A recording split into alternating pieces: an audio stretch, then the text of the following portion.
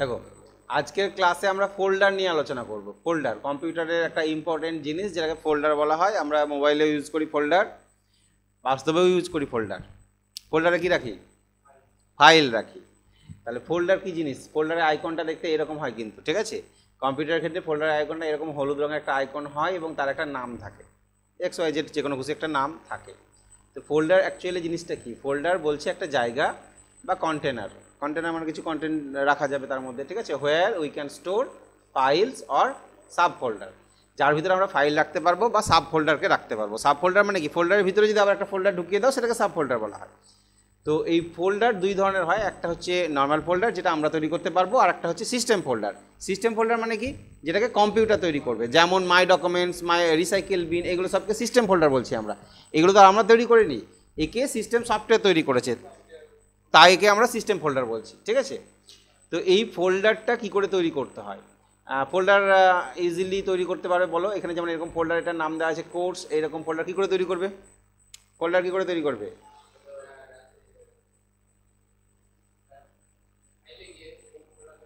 হ্যাঁ, করা যায় না। এখানে হচ্ছে যে কোনো জায়গায় ফোল্ডার তৈরি করতে গেলে তুমি যেখানেই করবে সেখানে মাউসে রাইট ক্লিক করবে, ডান দিকার ক্লিকটা রাইট ক্লিক, মাউসে দুটো ক্লিক থাকে। রাইট ক্লিক করলে এই যে মেনু আসবে, এর মধ্যে কোথায় যাব? নিউ। নিউ এর মধ্যে কি আছে? ফোল্ডার।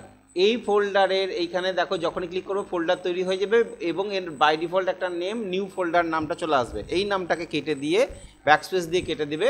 তুমি যে কোনো একটা নাম তোমার ইচ্ছা মতন দিয়ে দাও, মিউজিক, ভিডিও, প্রোগ্রাম ফাইল বা ফোল্ডার, যা খুশি তুমি নিজের মতন রেখে দিতে পারবে, তাই তো? আচ্ছা, দিয়ে বাইরে ক্লিক করো বা এন্টার মারলে ফোল্ডারটা ক্রিয়েট হয়ে যাবে। একটা জিনিস মাথায় রাখতে হবে, যদি এই নামে অলরেডি এই লোকেশানে একটা ফোল্ডার থাকে তবে আর তৈরি হবে না। একই লোকেশানে একই ফোল্ডার দ্বিতীয়বার তৈরি হবে না, ঠিক আছে?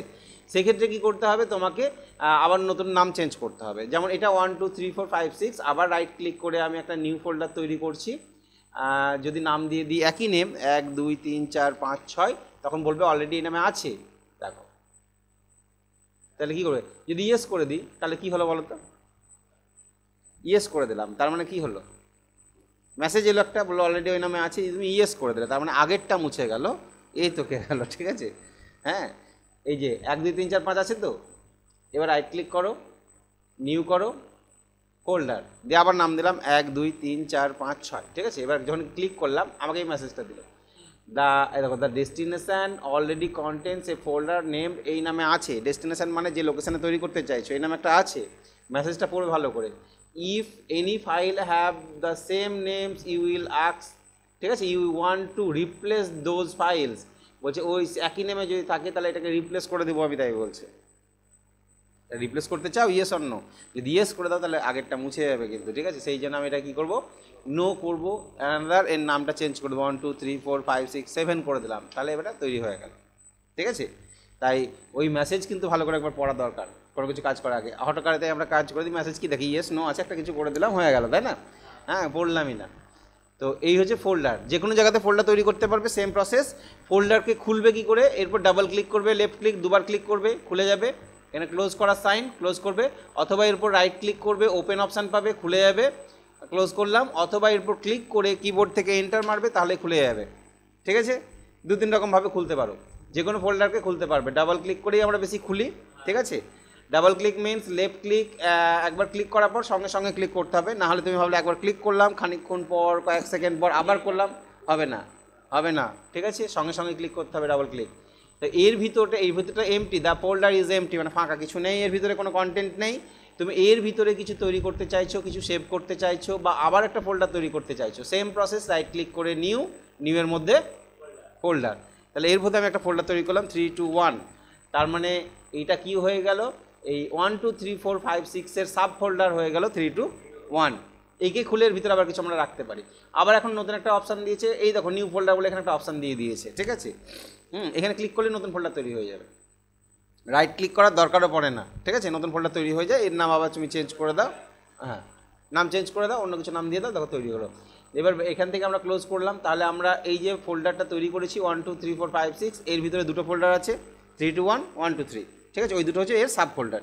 এর ভিতরে কোনো ফাইলকে যদি রাখতে চাই, কী করে রাখবে? কোনো ফাইল মিনস তুমি কম্পিউটারে ধরে নাও MS পেন্টে কোনো একটা ছবি আঁকলে, ড্রয়িং করলে, কী ড্রয়িং করবো হঠাৎ করে, কিছু একটা জয়েন করে নিই। কাকে? হ্যাঁ,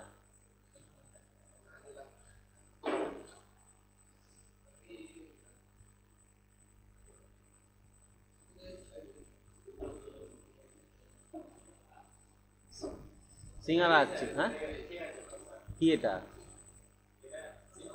সিঙ্গারা, সিঙ্গারার মতনই লাগছে। সিঙ্গারা রং এরকম হয় না, কিন্তু এটা সিলেক্টে গিয়ে ট্রান্সপারেন্ট করে দিই, ঠিক আছে। আচ্ছা, আমি কিছু একটা তৈরি করলাম, এটার নাম দিয়ে দিলাম, কি নাম দিব, একটু বড় করে নিই সাইজটা, 14 জায়গায় আমি এটাকে 36 করে নিই এবং নাম দিলাম HUTC। তোমরা এগুলো শোনো নি, এটা একটা কোম্পানি লোগো, হাজ। হাজ কোম্পানি, তোমার নাম শুনেছো কোনোদিন? না, নাম শোনে, তাই কী করে শুনবে, ঠিক আছে। এইটা আমরা যখন মোবাইলে সিম প্রথম ইউজ করলাম ফার্স্ট, আমাদের এখানে আরও অনেক কোম্পানি হয়তো ছিল, তো হাজ ফার্স্ট যে কোম্পানি ছিল সেটা হচ্ছে হাজ। হাজ থেকে ভোডাফোন হলো, ভোডাফোন কিনে নিল হাজকে, ঠিক আছে। এখন আমরা ভোডাফোন ইউজ করি।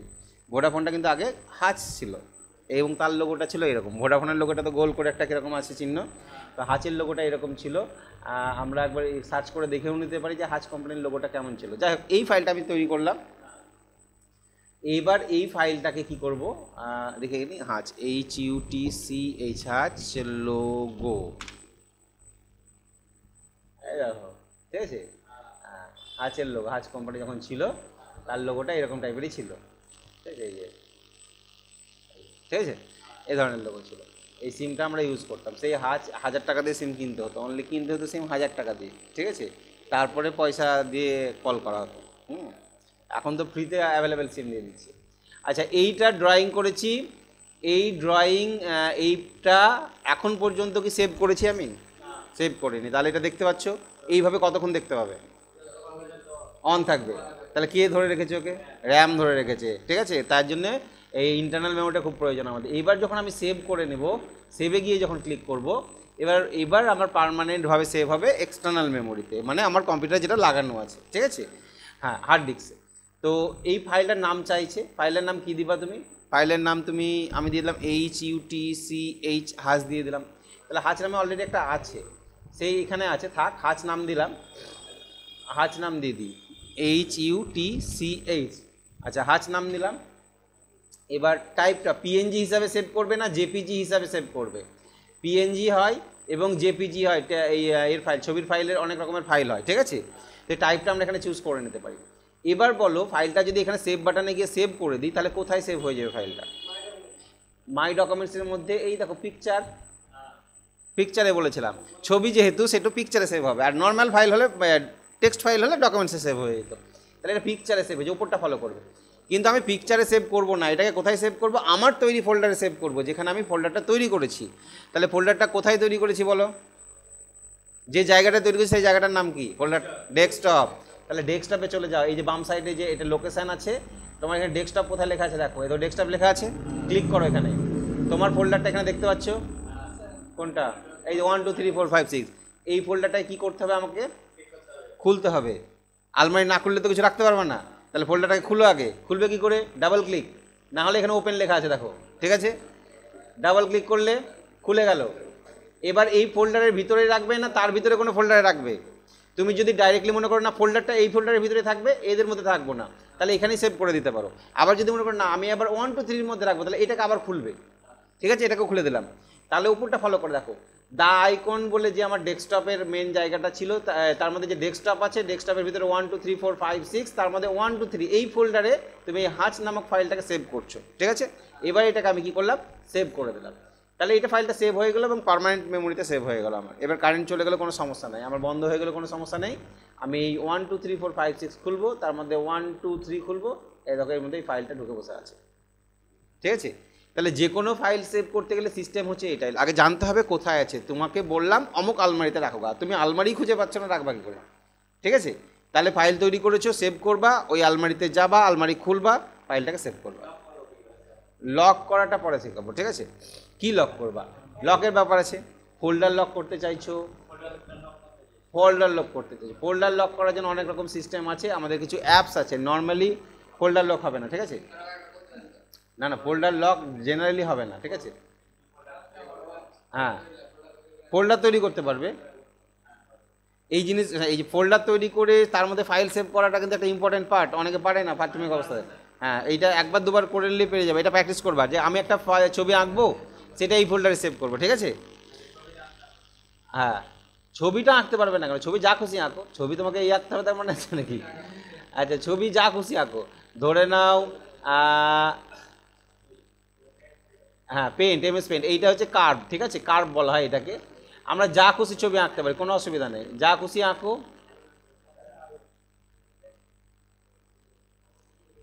হ্যাঁ,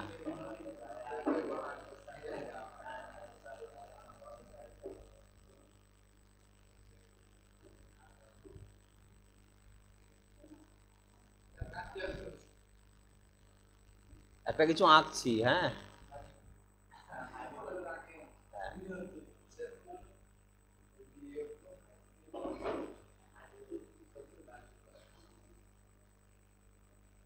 আচ্ছা, এবার ভুরু যদি প্লাগ করার প্রয়োজন থাকে তো প্লাগ করে নেবে, ঠিক আছে? একটা আঁকলাম, যা এটাকে সিলেক্ট করে নিলাম পুরোটা, ঠিক আছে? এইটারই কপি করে নেবে, কপি পেস্ট, মানে কপিতে ক্লিক করে পেস্ট করলে ডুপ্লিকেট কপি হয়ে যায়।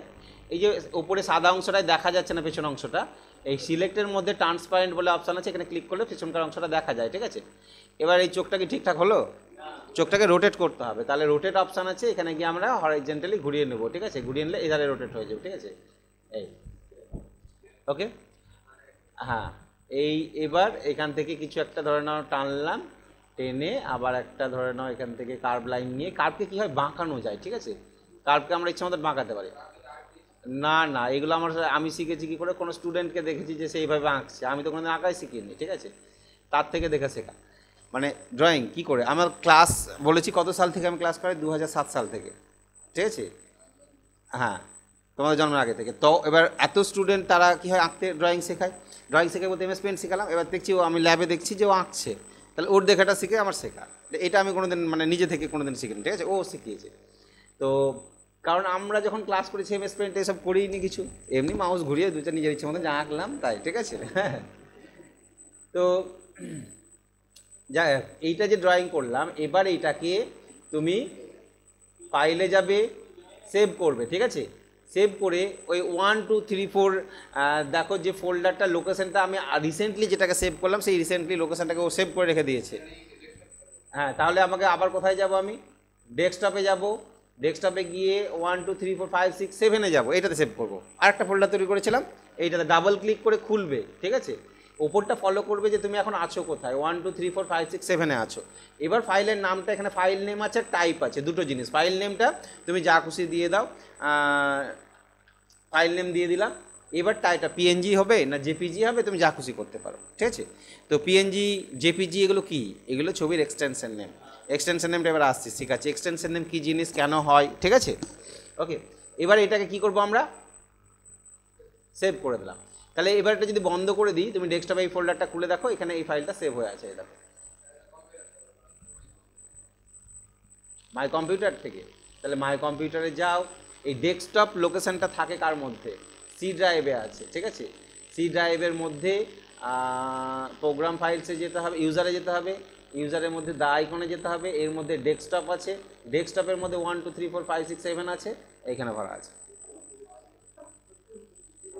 হ্যাঁ, তো আমার যেহেতু হ্যাঁ, আমার যেহেতু ডেস্কটপটা ওপেনই দেখতে পাই আমরা, অ্যাকচুয়ালি যে ডেস্কটপ লোকেশনটা এটা তো আমরা ওপেনই দেখতে পাচ্ছি, হ্যাঁ, সেই জন্য এখানে আছি। কিন্তু অ্যাকচুয়ালি আমরা ডেস্কটপে কোনো কিছু রাখি না, ডেস্কটপে রাখবে না, কোথায় রাখবো? মাই কম্পিউটার করবে, এই ডি ড্রাইভ বা অন্য কোনো ড্রাইভ যেটা থাকবে সি বাদ দিয়ে। তাহলে এই ডেস্কটপটা কার মধ্যে ছিল বলো তো? সি এর মধ্যে ছিল। সি এ রাখা খুব রিস্ক, ডেস্কটপের পর ফাইল রাখা খুব রিস্ক। ইনকেস কম্পিউটার যদি খারাপ হয়ে যায় তাহলে কিন্তু তোমার ফাইল ওখান থেকে চলে যাবে, ঠিক আছে? তাই আমরা ডেস্কটপের পর খুব কম রাখি, টেম্পোরারি ফাইলগুলো রাখতেই পারি, খুব ইম্পর্টেন্ট ফাইল ডেস্কটপে রাখি না। যেমন ধরেন আমার যে এই যে সফটওয়্যার ফাইলগুলো আছে, এখানে যে ফাইলগুলো আছে ডি ড্রাইভের মধ্যে, এগুলো সব আমার ইম্পর্টেন্ট ফাইল, সফটওয়্যার আছে, প্রোগ্রাম আছে, আরও অনেক কিছু আছে, তাই আমি ডি ড্রাইভে রেখেছি। ইনকেস যদি আমার কম্পিউটার ফরম্যাট হয়ে যায় তাহলে এইখানকার ফাইলগুলো নষ্ট হবে না, হার্ড ডিস্কে থাকবে। এটাও হার্ড ডিস্ক, এর পার্টটাকে দুটো পার্টে ভাগ করেছি, এর পার্টটাকে রেখেছি যাতে আমার সিস্টেম সফটওয়্যারগুলো এখানে থাকে, ঠিক আছে। হ্যাঁ, 3টে আছে, 4টে থাকতে পারে, ওইটা দেখে নেবে। কারো কম্পিউটার একটাই আছে, অনেক কম্পিউটার আবার একটাই আছে, ঠিক আছে, সেগুলোকে ভাগ করে নিতে হয়। আচ্ছা, তাহলে আমাদের যে আলোচনাটা ছিল যে ফোল্ডার কী করে তৈরি করতে হয়, তাহলে right click on blank area, যে কোনো ফাঁকা জায়গায় রাইট ক্লিক করবে, নিউ অপশানে যাবে, তারপরে ফোল্ডারের নাম দিয়ে বাইরে এন্টার মারবে বা ক্লিক করবে, তাহলে ফোল্ডার তৈরি হয়ে যাবে। এবার আমরা জানবো যে ফাইল কী জিনিস। এতক্ষণ ফোল্ডার নিয়ে আমরা কাজ করছিলাম, যে ফোল্ডার একটা জায়গা যার মধ্যে ফাইলকে রাখতে পারবে, ঠিক আছে। এবার আমরা কি করব, ফাইল কী জিনিস। তোমরা যে ফোল্ডারের মধ্যে ফাইলকে রাখছো, সেই ফাইলটা কি, হোয়াট ইজ ফাইল? হ্যাঁ, ফাইল কী জিনিস। ধরে নাও তোমার ব্যাগটা একটা ফোল্ডার তোমার কাছে, আমরা ফোল্ডার কিনি দোকানে গিয়ে, তার মধ্যে ফাইল রাখি, তো ফাইলটা কী জিনিস? ফাইল কী জিনিস কে বলবে, এনিওয়ান? হ্যাঁ, তথ্য রাখা যায়। ফাইল হচ্ছে একটা জায়গা যার মধ্যে তথ্য রাখতে পারি আমরা, এইটা হচ্ছে মেন জায়গা। আর ফোল্ডার জায়গা যার মধ্যে ফাইলটাকে রেখে দেবো একটা ফোল্ডারে। হ্যাঁ, ফোল্ডারের ভিতর, ফোল্ডারটা ব্যাগ টাইপের জিনিস, তাই না, একটা ব্যাগ যার মধ্যে আমরা ফাইলগুলোকে ভরবো। হ্যাঁ, ফোল্ডারের তো নাম দিতে হয়, ফোল্ডারের নাম না দিলে প্রবলেমটা কী হবে বলো। এই যে ফোল্ডার, এখানে এইটার নাম আলাদা, এটার নাম আলাদা, প্রত্যেকটা ফোল্ডারের নাম আলাদা, তো এই ফোল্ডার যত তৈরি করবো প্রত্যেকটা নাম দিতে হবে। এই ফোল্ডারগুলোর নাম যদি না দিতে হতো কী অসুবিধা হতো? হ্যাঁ, একই রকম দেখতে তো, তাই না। তোমার ধরুন এখানে 5টা আলমারি আছে একই দেখতে, কোনটাতে জুতো রেখেছো, কোনটাতে জামা রেখেছো, কোনটাতে ব্যাগ রেখেছো, খুঁজে পাবা না তো, সবগুলো খুলে খুলে দেখতে হবে। তার জন্য আমরা নাম দিয়ে আইডেন্টিফাই করতে পারি, নাম দেখে দিয়ে খুঁজতে পারবো। তো ঠিক কম্পিউটারেও ফাইল হচ্ছে একটা জায়গা যার মধ্যে আমরা কি রাখতে পারবো, ইনফরমেশান রাখতে পারবো। তো ইনফরমেশান মানে কি, আর ডাটা মানে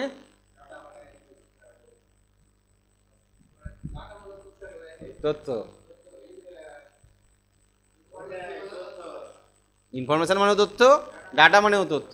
তা what is the difference between information and data?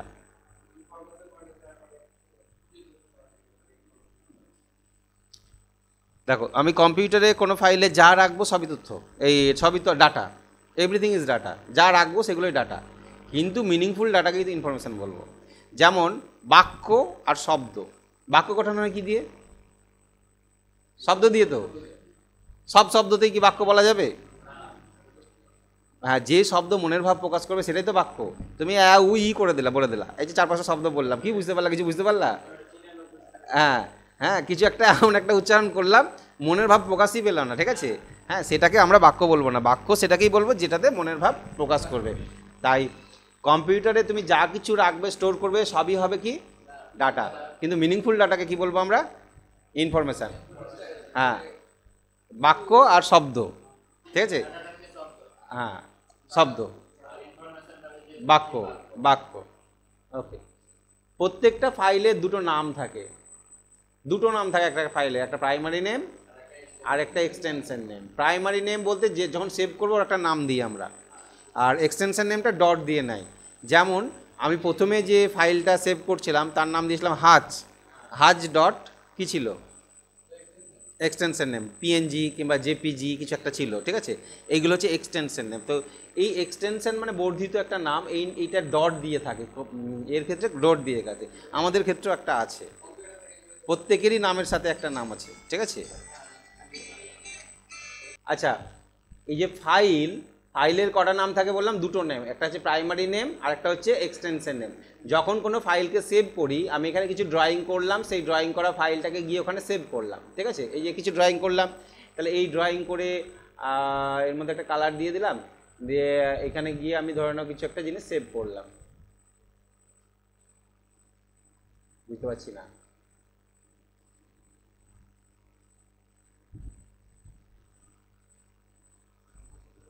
কি এটা আবার কী দিলাম গো? হ্যাঁ, 4 কোণাটা নেই, এই 4 কোণাটা নিলে ভালো হবে।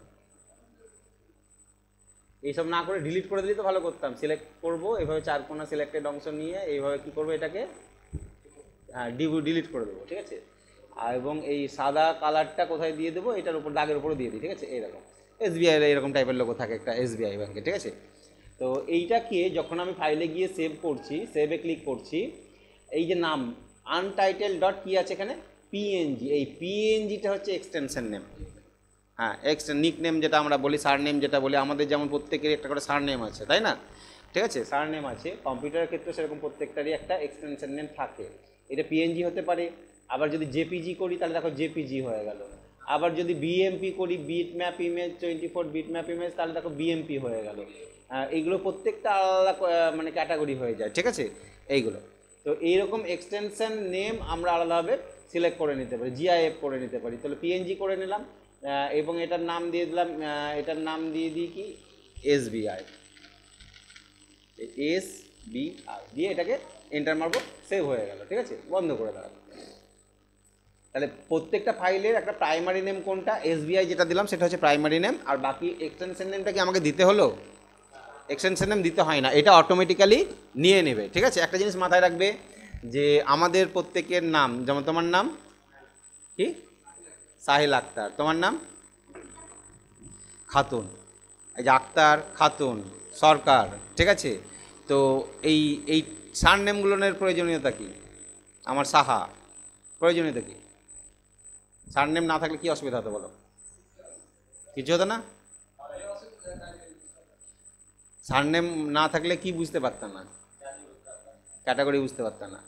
রাহুল, 100টা রাহুল আছে, রাহুল শেখ, রাহুল দাস, রাহুল বন্দ্যোপাধ্যায়, রাহুল ব্যানার্জি, রাহুল সিনহা, ঠিক আছে। এই সিনহা টেনাগুলো যদি না থাকতো, রাহুল ঘোষ, তুমি কি করে বুঝতে পারবা যে কোন রাহুলটা কি? হ্যাঁ হ্যাঁ মিয়া মুসলিমদের মধ্যেও আছে, আবার হিন্দুদের মধ্যেও আছে, জাহাঙ্গীর মিয়া টিয়া, মুসলিমদের মধ্যে ম্যাক্সিমাম আমরা এখানে ফলো করি, হ্যাঁ, যে মুসলিমদের মধ্যে মিয়াটা বেশি আছে, হিন্দু আছে, হিন্দু আছে। আচ্ছা আচ্ছা, বলতে চাইলাম যে নামগুলো, আমাদের যে সারনেমগুলো আছে, সেই সারনেমগুলোর সুবিধা হচ্ছে সারনেম থেকে আমরা আইডেন্টিফাই করতে পারি ক্যাটাগরি, বা আমি একসাথে বলে দিতে পারি যে যাদের যাদের টাইটেল সরকার সেগুলোকে আমার দরকার, ঠিক আছে একবারেই। কেননা টাইটেল ওয়াইজ আমি ভাগ করে নিলাম। কম্পিউটারের ক্ষেত্রেও তোমাকে বললাম যে সমস্ত ফাইলের এক্সটেনশন নেম পিএনজি সেইগুলোকে আইডেন্টিফাই করা আলাদা করে, বা যেগুলো টিএক্সটি সেইগুলোকে আইডেন্টিফাই করো, বা গানের ফাইলগুলো কি এক্সটেনশন হয়, গানের ফাইলগুলো MP3, অডিও হচ্ছে MP3, ভিডিও হলো MP4। তাহলে বললাম কম্পিউটার থেকে MP4গুলোকে বার করো, তাহলে তুমি নাম ধরে বার করতে গেলে তো খুঁজে পেতে পাবে না, তাই তুমি টাইটেল ধরে বার করো, তাহলে সব অটোমেটিক বেরিয়ে চলে আসবে, ঠিক আছে। আমি বললাম আমার এই ক্লাসে 100 জন ছাত্রছাত্রী আছে যাদের মানে টাইটেলে যারা এখন বিবি ইউজ করছো, বলে দিলাম, তার মানে বুঝতে পারছো, বোঝা গেল তো? তাহলে আমি যদি কাউকে যদি তোমার বিয়ে হয়েছে, তোমার বিয়ে হয়েছে, তোমার বিয়ে হয়েছে, অনেকক্ষণ সময় লাগবে, তাই না? তাহলে যারা যারা বিবি ইউজ করছো তারা আগে দাঁড়াও, তারপরে বললাম যারা ম্যারিড সেটা আলাদা ব্যাপার। তাহলে বিবি কারা কারা ইউজ করছে আমি আইডেন্টিফাই করে নিতে পারবো। তো ওই সার নেম দেখে আমি আইডেন্টিফাই করতে পারবো, ফাইলের ক্যাটাগরিটাও বুঝতে পারবো। ওই যে বললাম সরকার, শেখ, সিনহা, এগুলো দেখে বুঝতে পারবো ক্যাটাগরি। তো কম্পিউটারের ক্ষেত্রে প্রত্যেকটা ফাইলের একটা কী থাকে, এক্সটেনশন নেম থাকে। এই এক্সটেনশন নেম দেখে আমরা সেই ফাইলের ক্যাটাগরি আইডেন্টিফাই করতে পারবো। ওকে, প্রাইমারি নেম যেটা তুমি দিবে সেটা আমরা ইউজ করবো। প্রাইমারি নেম আমরা নিজের মতন করে দিতে পারি, যা খুশি নাম দিতে পারি, এবং সেই নামটা লেখার জন্য সর্বাধিক কতগুলো অক্ষর ব্যবহার করতে পারবো? হ্যাঁ, একটা নাম, একজনের নাম বা একটা ফাইলের নামে এত বড় অক্ষর ব্যবহার করতে পারবে, ওর থেকে বড় লেখা যাবে না, ঠিক আছে। এত বড় নাম লিখতে গেলে ওই চিন্নাস্বামী, মুত্তুস্বামী ওইসবই লিখতে হবে, লেখে না? হ্যাঁ হ্যাঁ। আচ্ছা, তাহলে ফাইল ফোল্ডার ক্লিয়ার। আচ্ছা, কম্পিউটারে যখন তুমি কোনো কিছু ডেটা এন্ট্রি করবে, সেভ করবে, সেটা যে ফাইল হিসাবে সেভ হবে। তুমি যা কাজ করবে সবগুলো কী হিসাবে সেভ হবে? ফাইল হিসাবে সেভ হবে। সাপোজ আমি ছবি আঁকাটা দেখালাম, তুমি যদি ধরো এক্সেল, এরপর তোমরা শিখবো এক্সেলে কিন্তু কিছু এন্ট্রি করেছো, ধরো সাপোজ তুমি একটা মার্কশিট তৈরি করেছো, আর যে দেখায় স্যাম্পল ক্লাস, এরকম কিছু তৈরি করেছো, এই জিনিসটাকে তুমি যখন সেভ করবে এটা একটা ফাইল হিসাবে সেভ হয়ে যাবে, ঠিক আছে। এই ফাইলের এক্সটেনশন নেম আলাদা। এই এক্সটেনশন নেমগুলো তৈরি হয় কী থেকে জানো? এই এক্সটেনশন নেমগুলো তৈরি হয় যে সফটওয়্যার ব্যবহার করছো তুমি ফাইল তৈরি করার জন্য, সেই সফটওয়্যার অনুযায়ী। যেমন যারা দাস বংশে জন্মগ্রহণ করছে, বাই ডিফল্ট ওদের টাইটেল কী হয়ে যাচ্ছে? দাস হয়ে যাচ্ছে। যারা সরকার, তো সরকার হয়ে যাচ্ছে। তো সেই রকমই MS, হ্যাঁ, ঘোষ তো ঘোষই হয়ে যাচ্ছে। এগুলো চেঞ্জ করা যায়, তো টাইটেল তো চেঞ্জ করা যায়। তো এইরকমই তুমি যখন MS পেইন্টে কোনো ফাইল সেভ করবা, এখানে কিছু ড্রয়িং করেছো, সেই ফাইলটা সেভ করবা। যখনই তুমি এখানে গিয়ে সেভ করছো, তখন বাই ডিফল্ট এর এক্সটেনশন নেম কী দিয়ে দিচ্ছে? PNG দিয়ে দিচ্ছে, ঠিক আছে।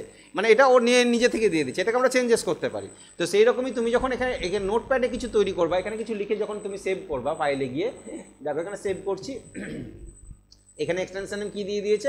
.txt, দেখো লেখা আছে .txt। তাহলে নোটপ্যাডের জন্য TXT, MS পেইন্টের জন্য PNG।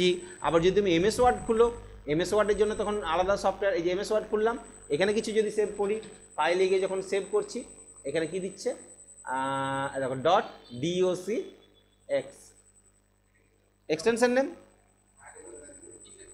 ওটা এমএস ওয়ার্ড অ্যাপসের একটা অ্যাপসের একটা ফাইলে এক্সটেনশন আলাদা হবে, ঠিক আছে? যতগুলো অ্যাপস ইউজ করো প্রত্যেকটা অ্যাপসের আলাদা করে এক্সটেনশন নেম তৈরি হবে, ঠিক আছে? এবার তোমাদের ওই কোশ্চেন আসবে কোন অ্যাপসে এক্সটেনশন নেম কী, হয়তো বললাম নোটপ্যাডের এক্সটেনশন নেম কী, এমএস পেন্টের এক্সটেনশন নেম কী, অর্থাৎ এমএস পেন্টে ফাইল তৈরি করলে তার এক্সটেনশন নেম কী হয়, এগুলো আমরা অ্যাপ শিখবো, তখন এক্সটেনশন নেমটা আলাদা করে আলোচনা করে নেবো, ঠিক আছে?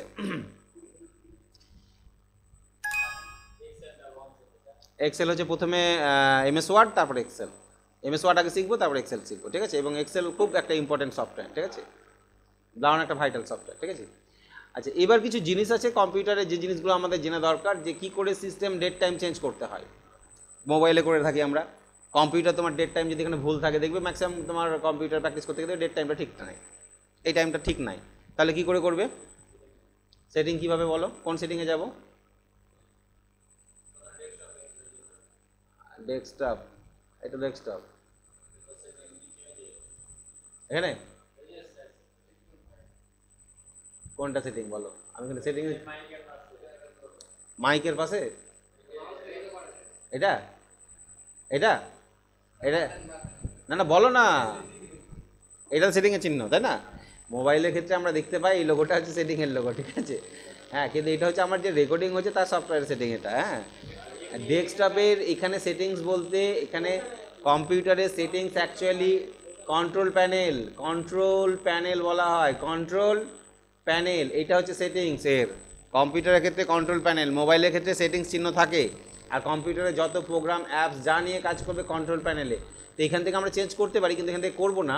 আমরা ডেটের যে আইকনটা দেখতে পাচ্ছি, এই ডেট টাইম যেখানে দেখতে পাচ্ছ, এখানে রাইট ক্লিক করবে, মাউসের রাইট ক্লিক করবে, দেখবে অ্যাডজাস্ট ডেট টাইম বলে একটা অপশান পেয়ে যাবে, ঠিক আছে? এই অ্যাডজাস্ট ডেট টাইমে গিয়ে এবার তোমার যে উইন্ডোটা আসবে, এখানে গিয়ে চেঞ্জ ডেট টাইম লেখা আছে, দেখতে পাচ্ছ? চেঞ্জ ডেট টাইমে যাবে, দেখবে ঘড়ি দেখাচ্ছে, ডেট দেখাচ্ছে, এই যে ঘড়িটা চলছে দেখতে পাচ্ছ তো, এখানে 10-এর জায়গায় এখানে চেঞ্জ করতে আমি 11 যদি করে দাও, 10-এর জায়গায় চেঞ্জ করে 11 করে দিলাম, তাহলে 11টা 19 বাজছে। দেখো কটা বাজছে, 11টা 19। এএম আছে, এখানে ক্লিক করে এটা উপরে তুলে দাও, পিএম হয়ে গেল, আবার নিচে করো, আবার এএম হয়ে গেল, চেঞ্জ করে দিতে পারি আমরা, ঠিক আছে? ডেট, এই যে সালকে এখান থেকে চেঞ্জ করতে পারবে, এদিক থেকে চেঞ্জ করতে পারবে, এদিকে সাল চেঞ্জ করতে পারবে। মাসে ক্লিক করবে, মাস হয়ে যাবে, ডেটে ক্লিক করবে, ডেট হয়ে যাবে।